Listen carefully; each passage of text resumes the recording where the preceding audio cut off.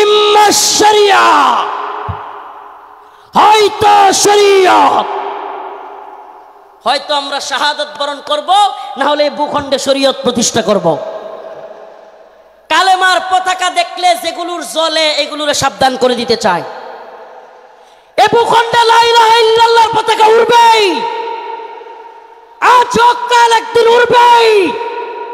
ইসাবাতান মিন উম্মতি আহরাজাহুম আল্লাহু মিনান নার, ইসাবাতুন তাগজুল হিন্দা ওয়া ইসাবাতু মা ঈসা ইবনে মারইয়াম। রাসূলের ঘোষণা, এই ভূখণ্ডে হিন্দুত্ববাদী ব্রাহ্মণ্যবাদী তাগুতি শক্তির বিরুদ্ধে, দিল্লির বিরুদ্ধে, হিন্দুত্ববাদীদের বিরুদ্ধে আল্লাহর নবী বলেছেন মুসলমানদের একটা গজওয়া হবে, গজওয়াতুল হিন্দ হবে।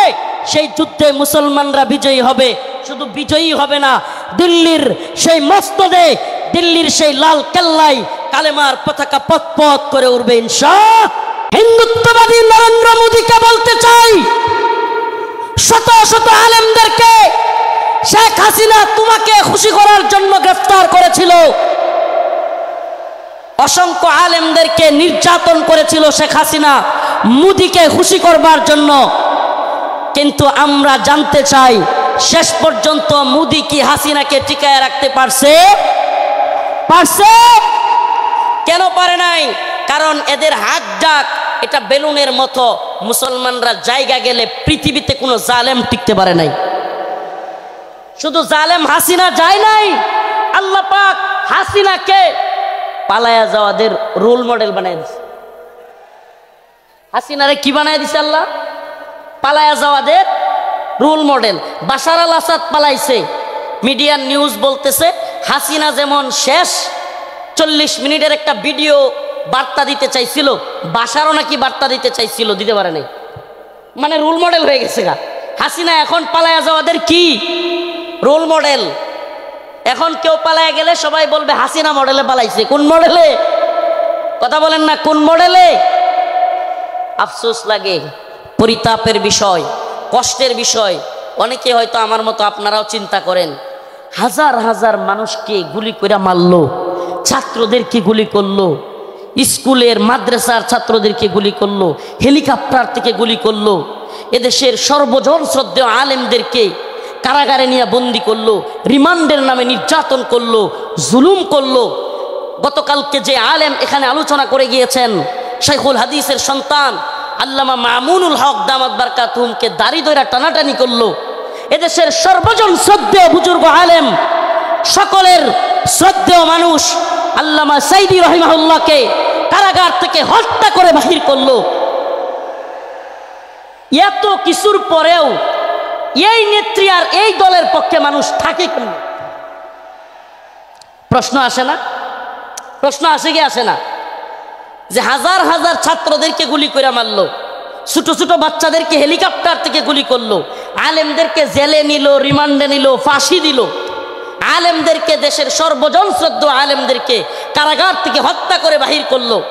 আমাকে ব্যক্তিগতভাবে আমাকে জুব্বা টেনে হিচড়ে ডিবি হারুনের নেতৃত্বে, এটা সবাই জানেন, জুব্বা খোলা হলো, আমার পরনের লঙ্গি খোলা হলো, এগুলো খুলে মহিলা দিয়া জড়ায়া দইরা ছবি ভিডিও তোলা হলো।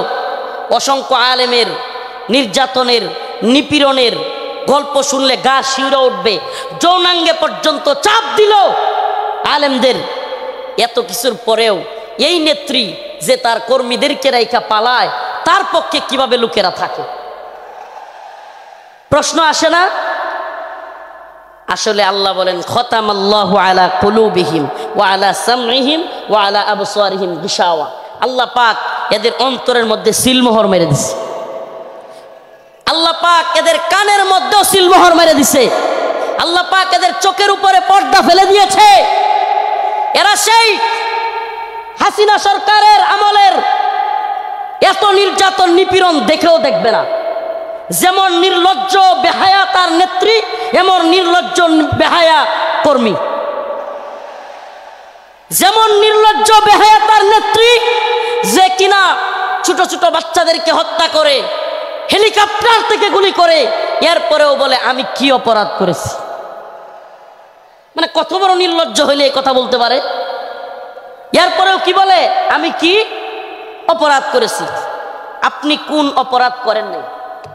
প্রশ্ন এটা হইতে পারে যে আপনি কোন অপরাধ করেন নাই, আমাকে এমন একটা অপরাধ দেখান। ও প্রিয় মুসলিম উম্মাহ, বাংলাদেশের বাইতুল মুকাররমে হেফাজতে ইসলামের আন্দোলনে হাসিনার পুলিশ বুট পইরা জুতা পইরা দেশের জাতীয় মসজিদে আলেমদেরকে গুলি করে নাই? এর চাইতে জঘন্য আর কি হইতে পারে? তা আপনি কোনটা করেন নাই বলেন? আমাদেরকে তাহাজ্জুদের আর এই কোরআন তিলাওয়াতের গল্প শোনায়া আপনি কোন আকামটা করেন নাই? প্রিয় মুসলিম উম্মাহ, যশোরবাসী, এই মেসেজ যশোরের মুসলমানদের জন্য নয়, এই মেসেজ আজকের এই আলোচনা আমার এই দেশবাসীর জন্য আমি রেখে যেতে চাই। আমি আমার কথাগুলো সকলের কানে পৌঁছে দিতে চাই।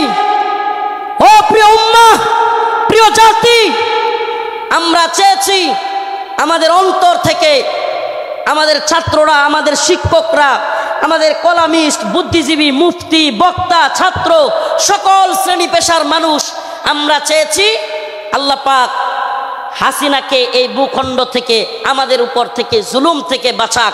আল্লাহ পাক আমাদেরকে বাঁচাইছেন কি বাঁচান নাই? তার মানে আমরা মন থেকে সম্মিলিতভাবে চাইলে পাওয়া যায়। পাওয়া যায় কি যায় না? বলেন, পাওয়া যায় কি যায় না? ইন্নাল্লাহা লা ইউগাইয়িরু মা বিকওমিন হাত্তা ইউগাইয়িরু মা বিআনফুসিহিম। আল্লাহ পাক ততক্ষণ পর্যন্ত কোনো জাতিকে পরিবর্তন করেন না যতক্ষণ না সে জাতি নিজেরা পরিবর্তন চায় এবং পরিবর্তন হয়। সুবহানাল্লাহ। তো আমরা পরিবর্তন চেয়েছিলাম, পেয়েছি। পাইছি কি পাই নাই? এখন আমাদের আরেকটা পরিবর্তন দরকার। আমাদের মূল বিজয় সেটা। এ বিজয় আমাদের মূল বিজয় না। এ বিজয় যদি আমাদের মূল বিজয় হইতো, তাইলে আমরা আল্লাহর নবীরে কেউ কটূক্তি করলে, গালি দিলে আমরা এই রায় পাইতাম যে তার শাস্তি হবে মৃত্যুদণ্ড। তার শাস্তি কি? এই ব্যাপারে ইমামগণ একমত। আল্লাহর নবীকে নিয়ে কেউ কটূক্তি করলে, ব্যঙ্গচিত্র করলে তার শাস্তি মৃত্যুদণ্ড। প্রিয় ভাইরা আমার, বন্ধুগণ আমার, আল্লাহর নবীকে সাহাবাই কেরাম কেমন ভালোবাসতেন! আল্লাহর নবী সাল্লাল্লাহু আলাইহি ওয়াসাল্লামকে তার সাহাবীরা কেমন ভালোবাসতেন! কাব বিন আশরাফ নামে ইহুদিদের এক নেতা ছিল। নাম কি? কাব বিন আশরাফ, এক ইহুদি নেতা। এত দেহ ছিল, অনেক বড় সড়ো ছিল দেহ, বিশাল দেহের আকৃতির লোক ছিল কাব বিন আশরাফ। বদর যুদ্ধে যখন মুসলমানরা বিজয়ী হয়েছে, কাব বিন আশরাফ কষ্টে তার অন্তর জ্বলে গেছে। বদর যুদ্ধে কাফেরদের বড় বড় নেতা আবু জাহেল সহ নিহত হয়ে গেছে, জাহান্নামে চলে গেছে। কাব বিন আশরাফের কলিজায় জ্বলন শুরু হয়ে গেছে। সেই মুহাম্মদ আরবি সাল্লাল্লাহু আলাইহি ওয়াসাল্লামকে নিয়ে বিভিন্ন ধরনের কটূক্তিমূলক কবিতা বানাইছে। তার মহিলা ভাড়া কইরা তাদেরকে দিয়াও রসুলের বিরুদ্ধে বিশুদ্ধার করাইছে। আল্লাহ নবী সাল্লাল্লাহু আলাইহি ওয়াসাল্লাম ডাকলেন, কাব বিন আশরাফ, তাকে হত্যা করতে পারবে এমন কে আছো? সুবহানাল্লাহ বলেন।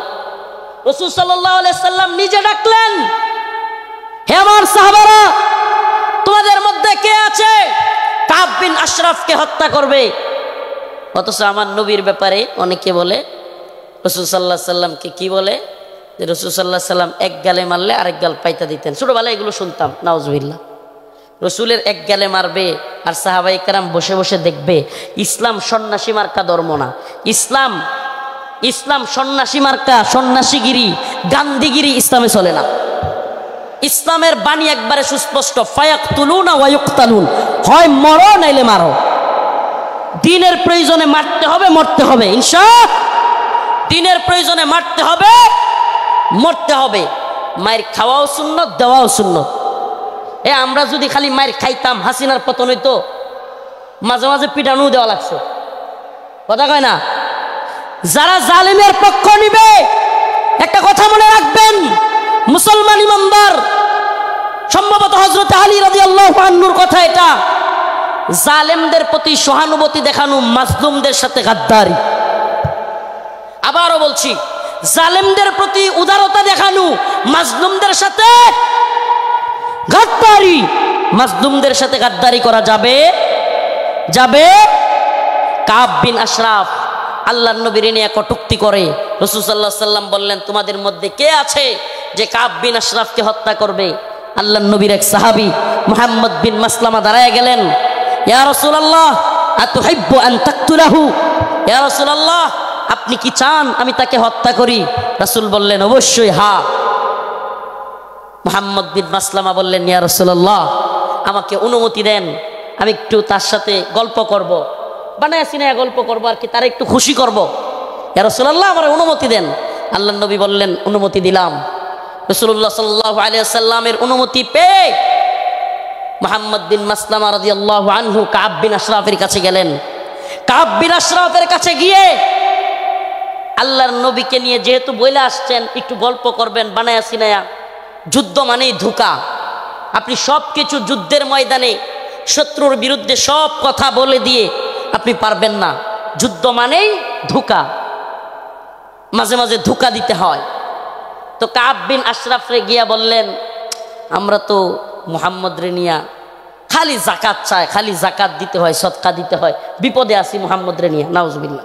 সাল্লাল্লাহু আলাইহি ওয়াসাল্লাম রাসূল সাল্লাল্লাহু আলাইহি সাল্লামের ব্যাপারে কাব বিন আশরাফকে খুশি করার জন্য কাব খুব খুশি হয়ে গেল। আগেই কিন্তু অনুমতি নিয়ে আইছেন, আগেই অনুমতি নিয়েই আসছেন। আল্লাহর নবীর ব্যাপারে বললেন কাব বিন আশরাফকে, আমরা তো মুহাম্মদ রে নিয়া বিপদে আছি সাল্লাল্লাহু আলাইহি ওয়াসাল্লাম, কি সদাকা জাকাত দিতে দিতে আমরা শেষ হয়ে যাচ্ছি। কাব কয়, কে আগেই কইছিলাম না? খুব খুশি হয়েছে, আগেই তো কইছিলাম।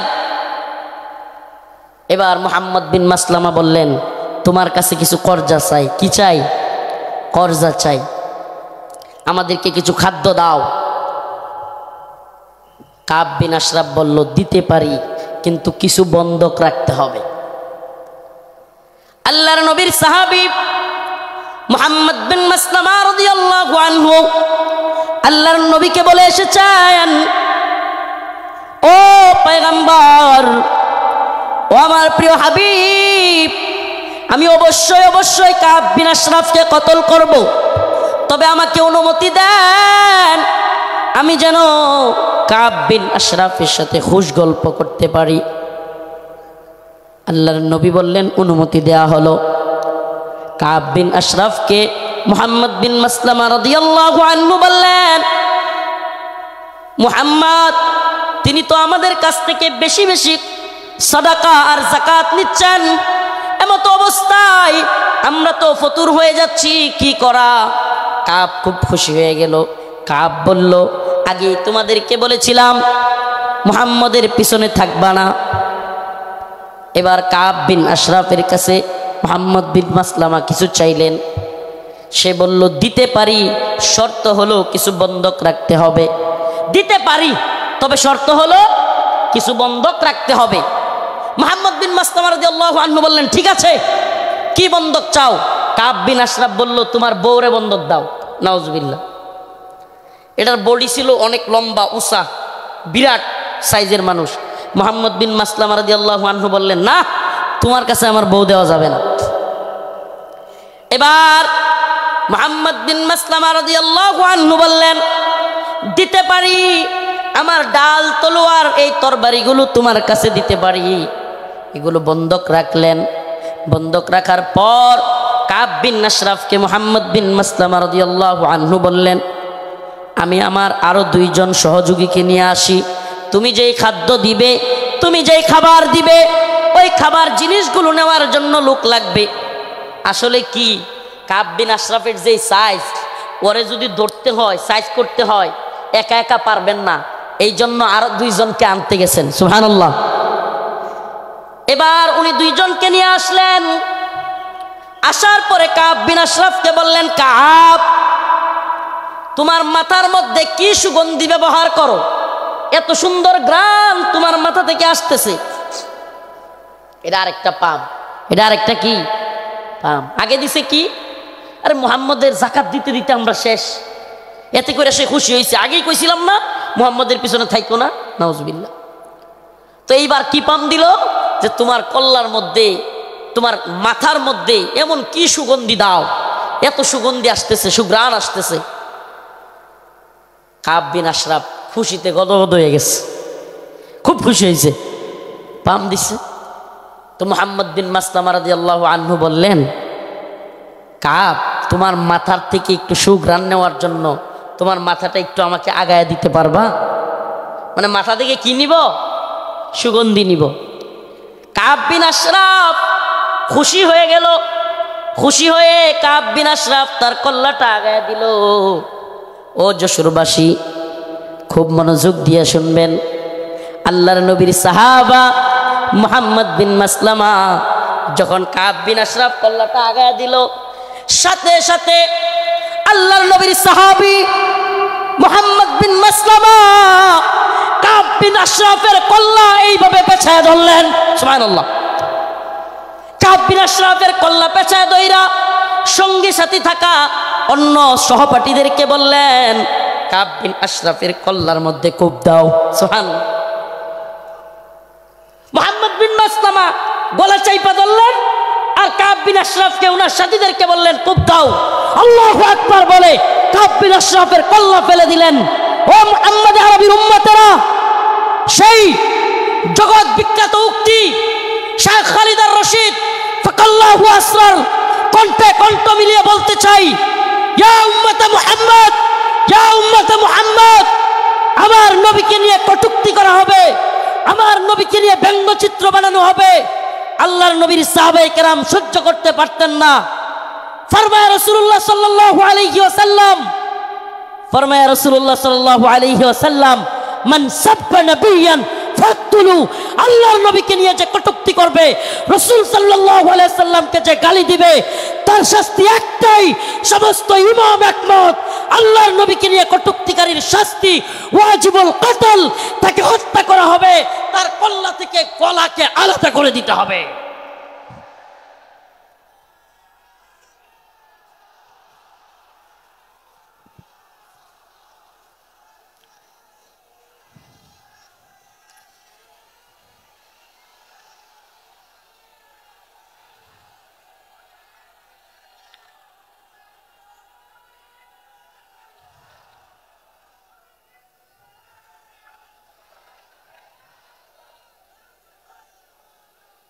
হে প্রিয় জাতি, হে প্রিয় মুসলিম উম্মাহ, তোমাদের এই জাগরণ প্রমাণ করে দিয়েছে, 2024-এর 5ই আগস্ট প্রমাণ করে দিয়েছে, যৌবন যার যুদ্ধে যাবার সময় তার। যুবকরা দেখিয়ে দিয়েছে হাসিনার লাফালাফি আর কাদেরের পালাবো না। কোথায় কাকা? পালাবো না কোথায়? এত দাম্ভিকতা, এত অহংকার ভালো না। এত দাম্ভিকতা, এত অহংকার ভালো না। মনে রাখবা, ফেরাউন নমরুদি আল্লাহর কাছে কোনো টাইম ছিল না, আর উবাইদুল কাদের আর হাসিনা। আল্লাহ পাক তোমাদেরকে পরিণতি দেখিয়ে দিয়েছেন। মুসলিম উম্মার যুব সমাজদেরকে বলি, ও প্রিয় উম্মার যুবকেরা, তৈরি হও নির্যাতিত নিপীড়িত মুসলিম উম্মার পাশে দাঁড়াবার জন্য। তৈরি হও আল্লাহর নবীর বিরুদ্ধে যারা যাবে বাংলার জমিনে, তাদেরকে অবশ্যই ওয়াজিবুল কতল, আল্লাহর নবীর গালি দেওয়ার শাস্তি, মৃত্যুদণ্ড করতেই হবে। রাজি আছো তো ইনশাআল্লাহ? ও প্রিয় মুসলিম উম্মাহ, তোমরা তো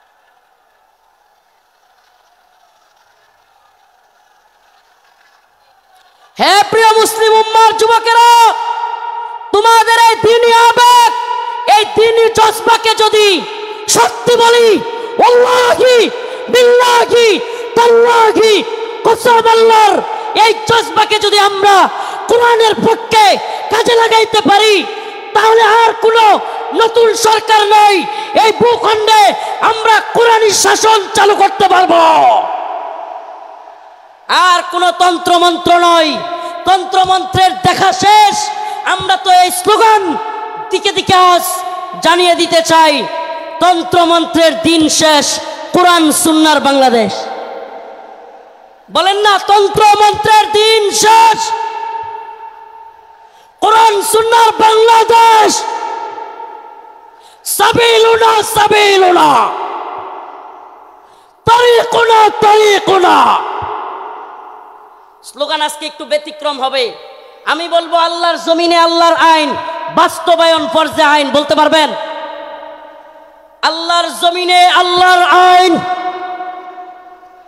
বাস্তবায়ন ফরজে আইন। হয়তো শরীয়ত, ইম্মা শরিয়া, ইম্মা শরিয়া, হয়তো শরীয়ত। হয়তো আমরা শাহাদাত বরণ করব, না হলে ভূখণ্ডে শরীয়ত প্রতিষ্ঠা করব।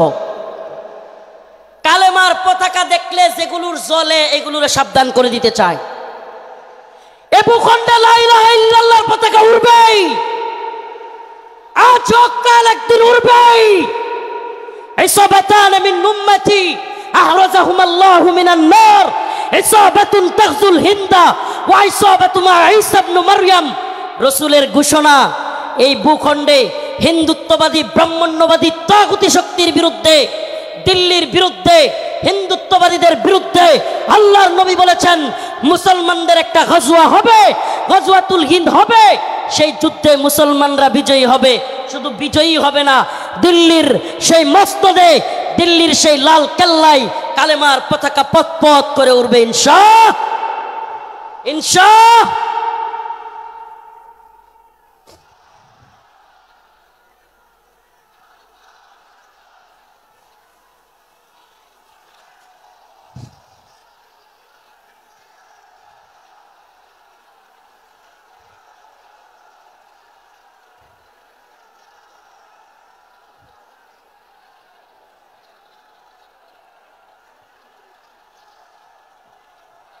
হে প্রিয় মুসলিম উম্মার যুব সন্তানেরা, তৈরি হও, তৈরি হও। আর কোন তন্ত্রমন্ত্রের জন্য ডাক নয়, ডাক আসবে দাওয়া ইরদাদ শাহাদাতের ডাক আসবে। শহীদ হইতে রাজি আছো তো ইনশাআল্লাহ? জীবন দিতে প্রস্তুত আছো তো ইনশাআল্লাহ? আরে আমরা দুনিয়ায় এসেছি দ্বীনের জন্য, শহীদ হওয়ার জন্য। এই দুনিয়ায় আর কোনো সফলতা নাই, আল্লাহর জন্য শাহাদাতের মধ্যেই সফলতা। ইম্মা শরিয়া ওয়া ইম্মা শাহাদা, হয়তো শরীয়ত। আল্লাহর জমিনে আল্লাহর আইন। এই জমিন কার? এই চিৎকার করে বলেন কার? জমিন কার? হুকুম চলবে কার? ইনিল হুকমু ইল্লা লিল্লাহ, আমার আল্লাহ তাবুদু ইল্লা ইয়া। হুকুম হবে আল্লাহর, ইবাদত হবে আল্লাহর। ইবাদত হবে কার? একমাত্র আল্লাহর। এই কোন তাগুতের গোলামি আমরা করব না। আমরা কার গোলাম? আমরা ভারতের গোলাম নই, আমরা আমেরিকার গোলাম নই, আমরা ইসরায়েলের গোলাম নই। আমরা কার গোলাম? গোলামি হবে কার? পৃথিবীবাসী জেনে রাখো, আমরা আল্লাহর গোলামি করি। এই মাথা নোয়াবো তো আল্লাহর কাছে। এই মাথা নোয়াবো তো কার কাছে? পৃথিবীর কারো কাছে আমাদের মাথা নত হবে। এবার আমার ডকুমেন্টারি তো দেখলেন, শেখুল হাদিস ইবনে শেখুল হাদিসের ডকুমেন্টারি দেখলেন, অন্যান্য আলেমদের ডকুমেন্টারি তো দেখবেন। আমি কিছু মাজলুমদের ডকুমেন্টারি আপনাদের সামনে বলে যাই, কলিজা ফেটে যায়। ও মুসলিম উম্মার প্রিয় যুবক ভাইরা, আপনারা জেনে থাকবেন 2013 সালে শাপলা চত্বর এক ভয়াবহ রাতের সাক্ষী অনেকেই। আপনারা জেনে থাকবেন। প্রিয় বাবাজি, আজকের প্রোগ্রামের আয়োজক সহ সবার এই কথাগুলো মনোযোগ সহকারে শোনার কথা, শোনা দরকার।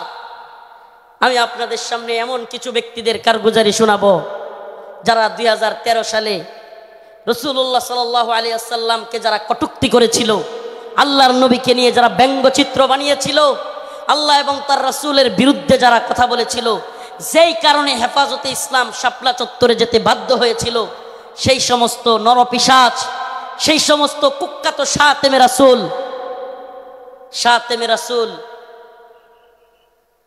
রাজীব, ব্লগার রাজীব, শাতেমে রাসূল অভিজিৎ রায়, ওয়াশিকুর রহমান বাবু, ফয়সাল আরিফিন দীপন, আরো কতগুলো নাম বলতে পারবো। এরা আল্লাহর নবী এবং আল্লাহকে নিয়ে কটূক্তি করেছিল, আম্মা জানদেরকে নিয়ে কটূক্তি করেছিল। মনে আছে আপনাদের? মনে আছে? 2013 সালে ব্লগার রাজীব, অভিজিৎ রায়, ফয়সাল আরিফিন দীপন, ওয়াশিকুর রহমান বাবু, ব্লগার নাজিমউদ্দিন সামাদ, আরো অনেকগুলো কুখ্যাত শাতেমে রাসূল আল্লাহর নবীকে নিয়ে কটূক্তি করেছিল। ও প্রিয় মুসলিম উম্মার যুবকেরা, আজকের এই ঐতিহাসিক প্রোগ্রামে আমি যদি সেই মাজলুম ভাইদের কথা না বলি, আমি তাদের সাথে কারাগারে ছিলাম। ওয়াল্লাহি এক একটা ভাইয়ের মিথ্যা মামলায় ফয়সাল আরিফিন দীপনকে, অভিজিৎ রায়কে কে বা কারা হত্যা করেছে, ভার্সিটির প্রিয় যুবকদেরকে, আমার প্রিয় যুবক ভাইদেরকে এরা কারাগারে বন্দী করে রেখেছে। হাসিনা সরকার বিগত 10-12 বছর যাবৎ পরিবারের সাথে তাদেরকে দেখা করতে দেয় না। আমি প্রায়ই কোর্টে গেলে তাদের সাথে দেখা হইতো। আমাদের সেই ভাই আরাফাত, সেই ভাই সাইমুম, সেই ভাই আব্দুস সবুর, বিভিন্ন ভাইদেরকে আমরা দেখে আসছি, যারা কিনা এক একজন 2টা-3টা করে ফাঁসির রায় নিয়ে কারাগারে পড়ে আছে। কি এদের অপরাধ? আমাদের ভাই ফারাবি, কি এদের অপরাধ? ফারাবির অপরাধ, আরাফাত ভাইয়ের অপরাধ, সাইমুম ভাইয়ের, আব্দুস সবুর ভাই, এই ভাইদের অপরাধ আল্লাহর নবীকে নিয়ে কটূক্তিকারীদের বিরুদ্ধে তারা ফেসবুকে বা বিভিন্ন মাধ্যমে লেখালেখি করেছিল। আল্লাহর নবীকে যারা কটূক্তি করেছে তাদের বিরুদ্ধে লেখালেখির কারণে, ও প্রিয় যশোরবাসী, ও প্রিয় আদ-দ্বীনের প্রোগ্রামে থাকা যুবকেরা, অন্তত তোমাদের সেই যুবকদের জন্য কিছু করা দরকার। আজকের এই আদ-দ্বীনের প্রোগ্রামে আমি সেই ভাইদেরকে স্মরণ করি। ওয়াল্লাহি কসম করে বলি, আমি যখন দেখতাম 2টা-3টা ফাঁসি নিয়েও এরা দিব্যি হাসতেছে, তখন আর নিজের মনের মধ্যে কিছুই মনে হইতো না। হ্যাঁ রে, আমি আর কি, আমার তো আর ফাঁসির রায় হয় নাই, আমার তো ফাঁসির রায় হয় নাই। 2টা-3টা ফাঁসির রায় নিয়ে হাসতেছে, দিব্যি চলতেছে, এদের মনের মধ্যে কোনো কষ্ট নাই। এই যুবকেরা দীর্ঘদিন যাবৎ কারাগারে পড়ে আছে। ও প্রিয় মুসলিম উম্মার যুবকেরা, ও নেতারা, ও বক্তা মুফতি শাইখুল হাদিসরা, আল্লাহর নবীর পক্ষে কথা বলতে গিয়া দীর্ঘদিন যাবৎ তাদেরকে জঙ্গি ট্যাগ দিয়া আজকে কারাগারে বন্দী করে রেখেছে হাসিনা সরকার। এখন ওই ভাইগুলো মুক্তি পাচ্ছে না। ও প্রিয় মুসলিম উম্মার যুবকেরা, আমি জানতে চাই, এরা যদি আমাদের কাউকে জঙ্গি ট্যাগ দিয়া দেয়, এরা যদি আমাদের কাউকে মৌলবাদী ট্যাগ দিয়া দেয়, এরা যদি আমাদের কাউকে রাজাকার বলে ট্যাগ দিয়া দেয়, তাহলে কি আমরা তাদেরকে ভুলে যাব? আমার কথা বুঝতেছেন? জালেমদের একটা কূট কৌশল হলো আলেমদের নামে ট্যাগ দেওয়া, নেম কিলিং, এটাকে বলে নেম কিলিং, ট্যাগ দেওয়া। আল্লামা সাঈদী রাহিমাহুল্লাহকে কষ্ট নিয়ে বলতে হচ্ছে, যখন তিনি জীবিত আমাদের অনেক আলেম ওনাকে নিয়ে কথা বলার সাহস করে নাই।